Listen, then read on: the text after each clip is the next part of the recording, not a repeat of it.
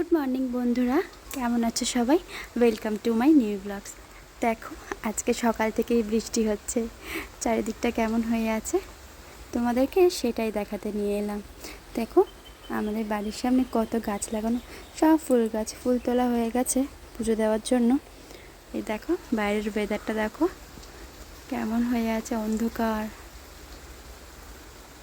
সকাল থেকে প্রচণ্ড বৃষ্টি হচ্ছে, এখন একটু কমেছে কিন্তু ঝিরঝির ঝিরঝির করে হয়েই যাচ্ছে।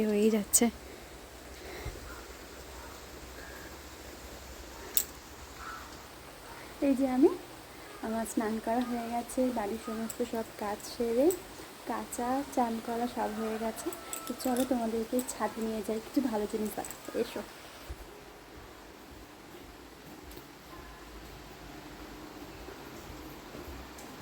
বাড়িতে এখনও অনেকে ঘুমাচ্ছে, যে গেট বন্ধ, অনেকে ঘুমাচ্ছে, এই ঘরেও ঘুমাচ্ছে। দেখো সিঁড়িটার অবস্থা দেখো, চারিদিকে জামা কাপড় ভর্তি। কদিন ধরে এত বৃষ্টি হচ্ছে যে একদম জামা কাপড়গুলো শুকাচ্ছে না। আর একটা জিনিস দেখতে এসো, আমি এখানে কত জামা কাপড় কেচেছি, দেখো কত জামা কাপড় কেচেছি, কিন্তু এগুলো এখন মেলবো কোথায় আমি সেটাই বুঝতে পারছি না। তো চলো তোমাদেরকে ওপরে নিয়ে যাই, এসো। দেখো দেখো কত জামা কাপড়, দেখো একবার ওপরে।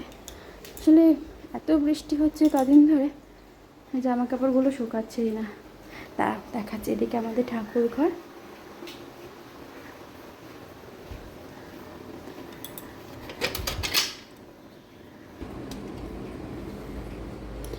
এই যে আমাদের ঠাকুর ঘর, দেখো দাঁড়াও যাচ্ছি ভেতরে। এটা আমার কার্তিক, বিয়ের পর যে বাড়িতে কার্তিক ফেলে, তো আমাকে এই কার্তিকটা দিয়েছিল। দেখো কত বড়, মানে প্রায় আমার হাইটে। এই যে আমাদের ঠাকুর ঘর দেখো, আর এখানে আছে আমাদের গোপাল।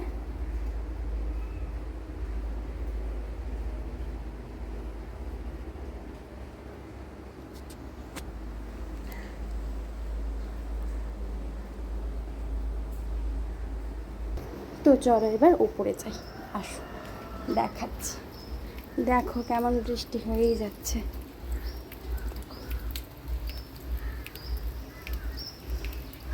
এদিকে বৃষ্টি হয়েই যাচ্ছে।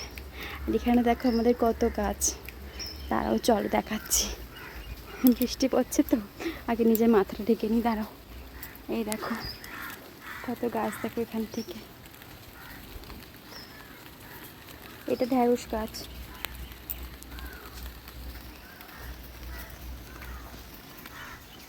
এই গাছগুলো কিন্তু একটাও আমার লাগানো নয়, আমার যাই করেছে সব, আমার সময় নেই অত করার।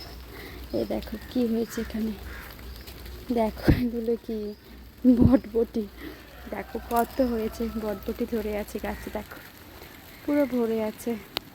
আর এখানে দেখো কি সুন্দর ফুল ফুটেছে, দেখো দেখাচ্ছি,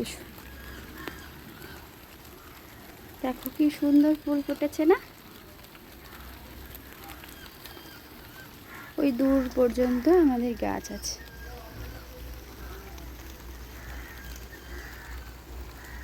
দেখো কেমন বৃষ্টি হচ্ছে, আকাশটা দেখো পুরো অন্ধকার করে আছে।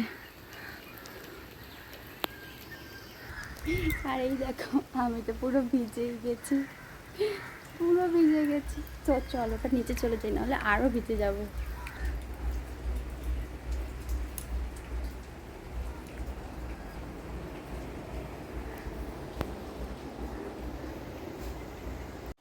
তো চলো এবার আমি একটু সকালে টিফিন বানিয়ে নিই, বানাবো একটু চিড়ের পোলাও। তো এই যে চিড়ে নিয়ে নিয়েছি, অতিথির চিড়ে। এই চিড়েটা খুব ভালো, শক্ত। আমরা বাজার থেকে আর যে অন্য চিড়ে কিনি, অন্নপূর্ণা চিড়ে বা আরও অনেক চিড়ে আছে লুজ যেগুলো পাওয়া যায়, সেগুলো কিন্তু খুব সহজে নরম হয়ে যায়, জলে দিলেই একদম নরম হয়ে যায়, বেশিক্ষণ রাখা যায় না। কিন্তু এই চিড়েটা দেখো এতক্ষণ ধরে ধুচ্ছি তাও কিন্তু নরম হবে না। আর এবার একটু ফরচুনের চিড়ে নিয়ে নিচ্ছি, কারণ ওই চিড়েটা ধোয়ার পর মনে হলো যে একটু কম, তাই আরও একটু চিড়ে নিয়ে নিচ্ছি। আর এই ফরচুনের এই প্যাকেট চিড়েটাও কিন্তু শক্ত, এতবার ধোয়ার পরেও কিন্তু এটা নরম হচ্ছে না। তো এই চিড়েগুলো আমার ধোয়া হয়ে গেছে। তো চলো এবার কিছু সবজি নিয়ে নিয়েছি।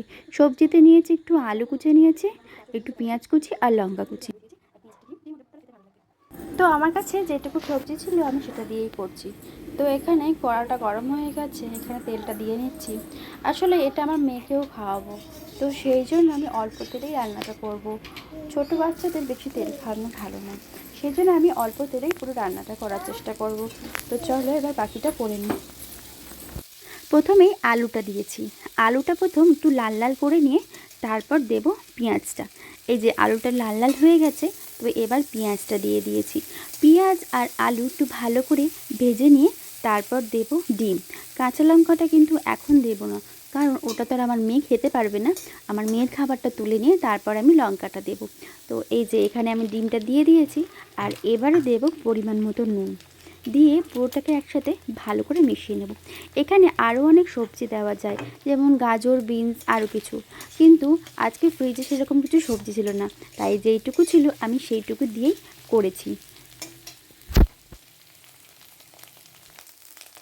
এই যে ডিমের সাথে পুরোটা ভালো করে মেশানো হয়ে গেছে, আলু পেঁয়াজ সবটাই ভালো করে ভাজা ভাজা হয়ে গেছে। এবার এখানে দেবো চিড়েটা, যে চিড়েটা আমি আগে ধুয়ে রেখে দিয়েছিলাম সাইডে। দেখো চিড়েটা এখনও কতটা শক্ত রয়েছে। তো এবার চিড়েটা দিয়ে নিচ্ছি, দিয়ে এবার পুরোটাকে ভালো করে একসাথে মিশিয়ে নেব।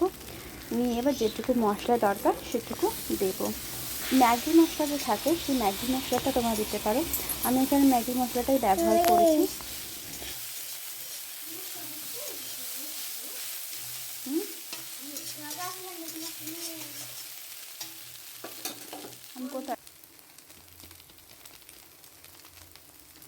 এই যে আমি এখানে ম্যাগি মশলাটা দিয়ে নিলাম, দিয়ে এবার পুরোটাকে ভালো করে মিক্স করে নেব।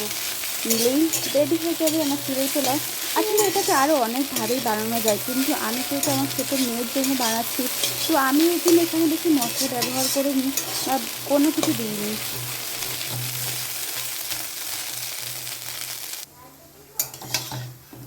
আর এই যে আমার রেডি হয়ে গেছে, আমি এখানে প্রথমে আমার মেয়ের জন্য তুলে নিচ্ছি।